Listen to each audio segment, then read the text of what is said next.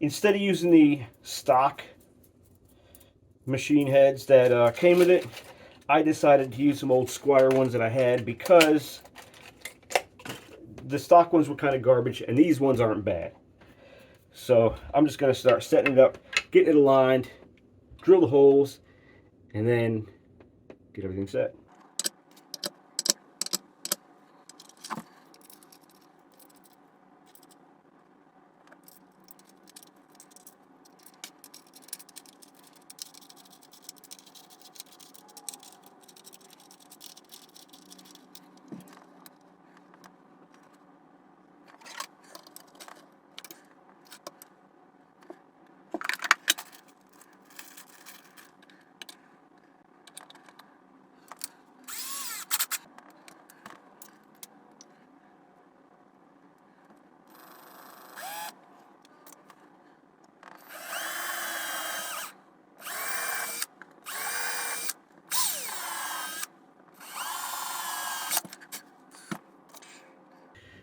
A little bit of wax on your machine head screws makes them go in and out a lot easier.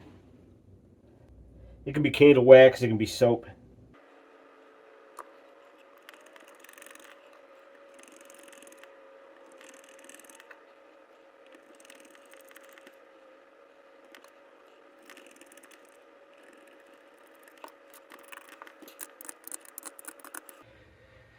Now I mentioned this before in regards to gluing the nut. If you use super glue, little tiny bit, a little dab will do ya.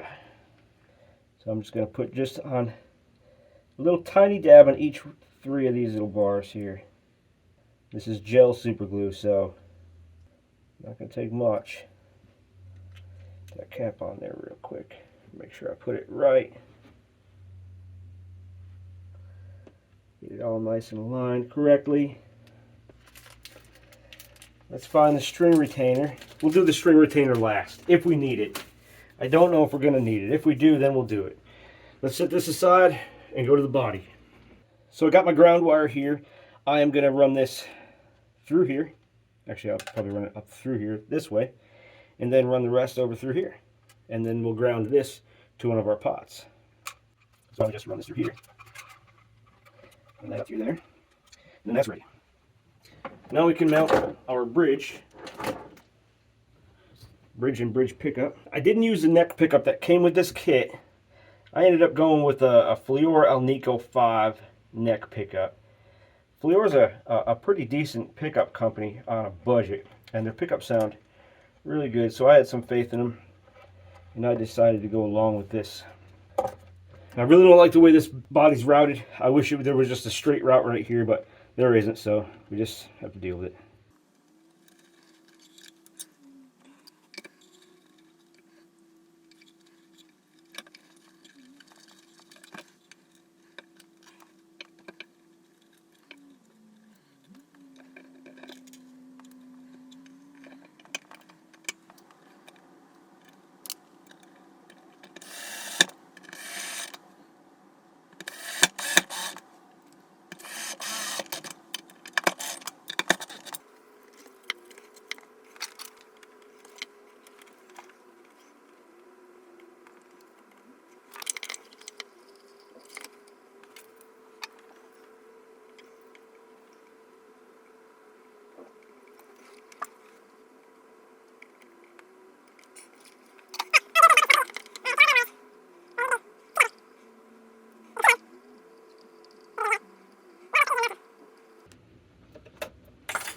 My old trusty Moscatana Mini here. Okay.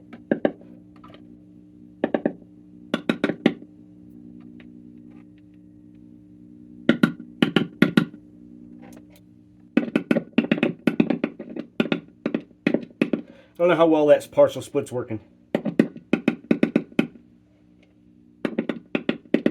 Might not be splitting it correctly, but it'll be alright. Even if it doesn't, I don't even care at this point. Alright, let's button it up. So I didn't even use a jack plate from this kit. I just used a spare cup that I had.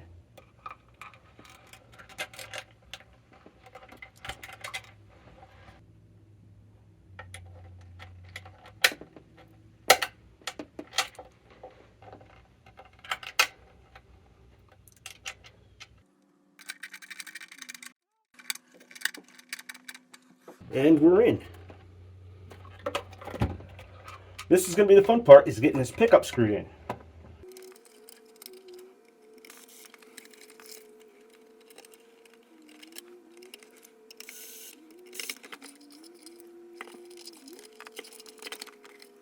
Alright, we got all the wires in there. It did come with 2 screws started, so we'll put those in and then we'll drill the rest.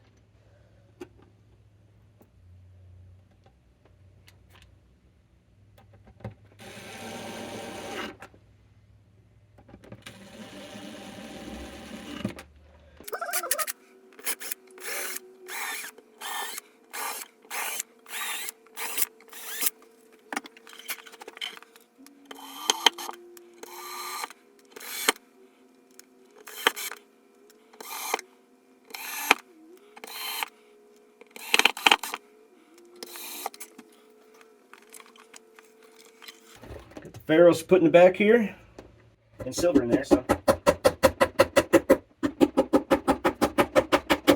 just gonna gently pop them in there. I did hand drill these myself. They didn't quite fit on my drill press, so I had to eyeball it. And one of them always gets away from me. It's the second time I've done it.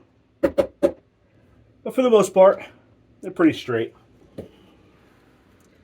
The neck, I'm just going to get it lined up and press it right on in. It's a little tighter fit than it was when I first got it because it has all the oil and stain on it. Oh, I got a little overflow from the stain. It'll be okay. Screw her in. It says gear music on the neck plate. I don't know what that means. Maybe that's who makes the neck plate.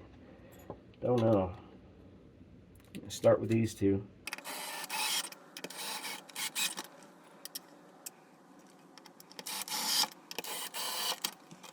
Voila. There we have it. She is together. We're going to put some strings on it, get everything set up, and the next time you see me, I'll be playing it.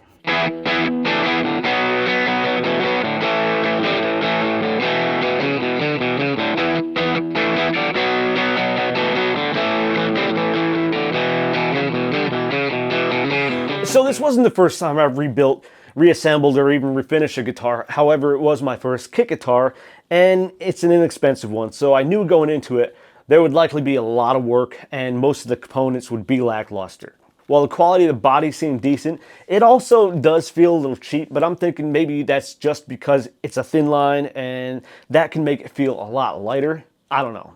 The balance of it is a bit off, and there is a bit of neck dive compared to my Squier thin line. And I'm not sure if that could have been remedied by placing the front strap peg a little lower. Maybe, I don't know. But the neck on this thing is a pretty chunky hunk of maple, so that really doesn't help it either.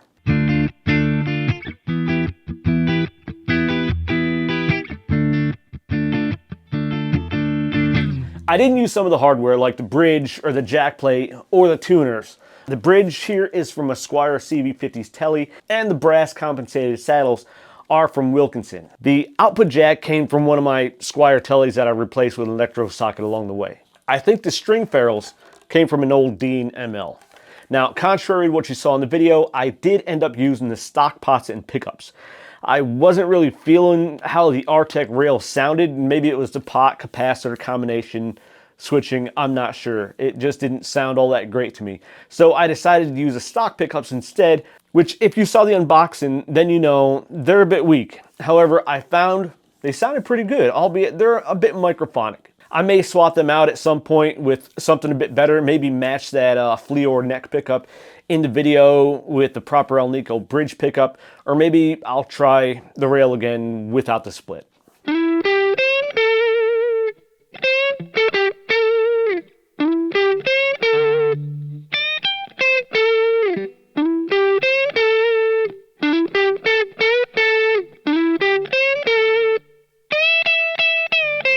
Overall, this is a good kit, but if you're a beginner looking to put together your first kit, I would suggest going with a cheaper Strat kit just to get your feet wet. It doesn't have to be from this company, but I will say that it appears that they match their necks and bodies, and some of the cheaper kit companies just don't do that. Be prepared to do some finishing work and do the research, especially if you want to fill the grain, paint, and get a factory-like finish. That's tough to achieve without the proper know-how and supplies. Lastly, I really enjoyed putting this thing together and doing this series, and it was a lesson in shooting and editing as well, which can be a bit of a daunting task sometimes. Now, if you'd like to see me do another DIY kit, maybe something a little more elaborate, let me know in the comments and hit that like button for me. If you're new to the channel, please subscribe. Thanks for watching.